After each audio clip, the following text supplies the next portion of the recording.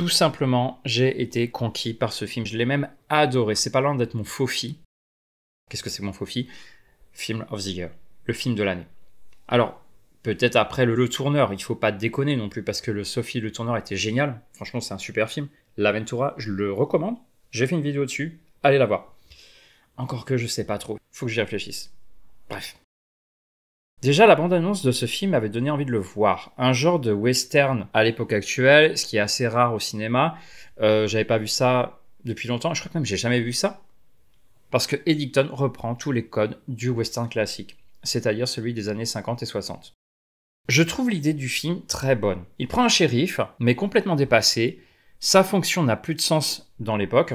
Il ne sert à rien. Et à aucun moment, il ne fait une action positive pour la communauté pendant tout le film.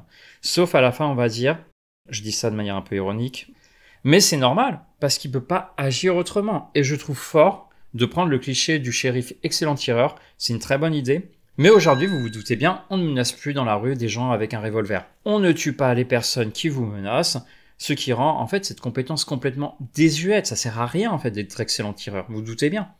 Le monde a changé, ce qui était accepté dans les westerns ne fonctionne plus. On ne peut pas frapper les gens parce qu'ils nous humilient, surtout avec les réseaux sociaux et les médias qui transforment, qui manipulent. Pendant tout le film, notre pauvre shérif, parce que quelque part on entre en empathie avec lui. On sent son inutilité. Puis au fond, honnêtement, c'est un bon gars. Moi, je l'aime bien ce personnage.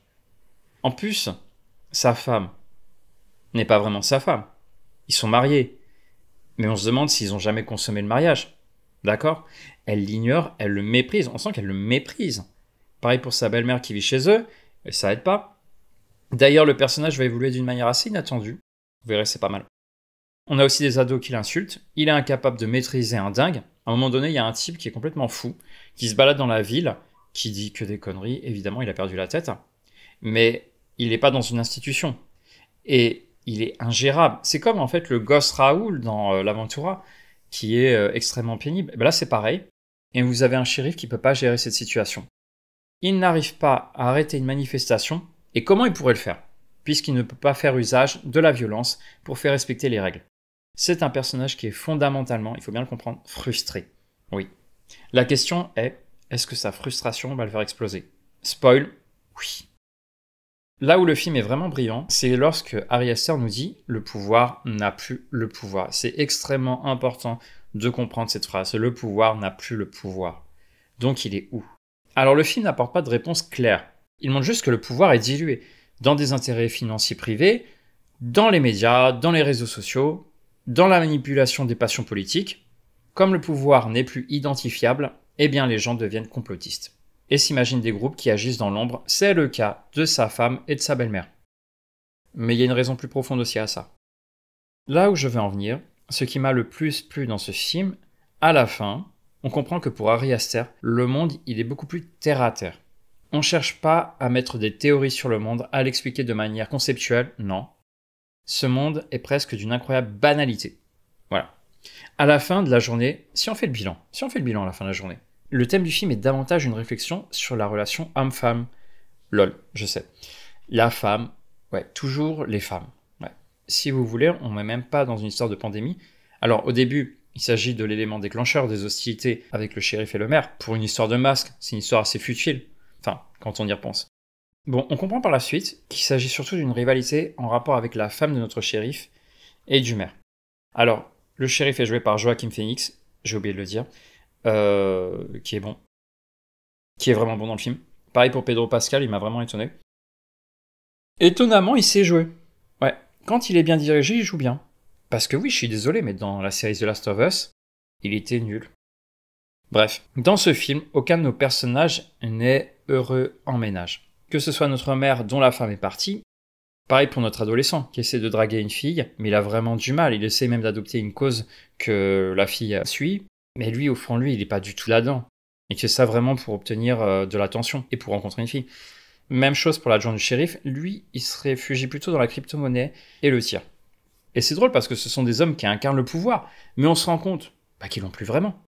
Le shérif, c'est une serpillière.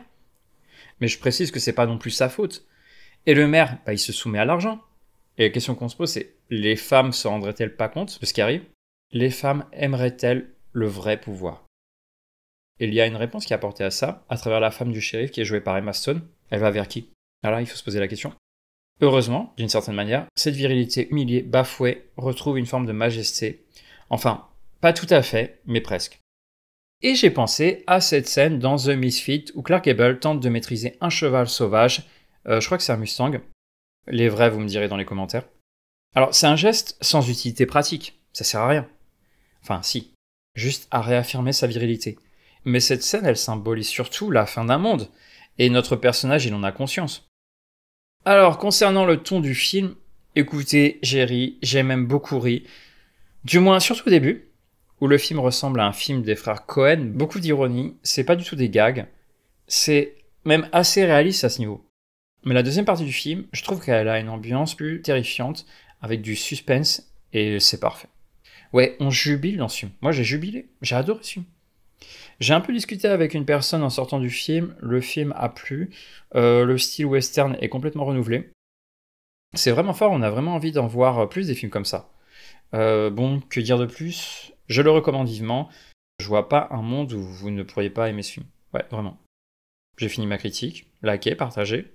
Je suis aussi sur Twitter si vous avez envie. Et je vous dis à très bientôt. Ciao.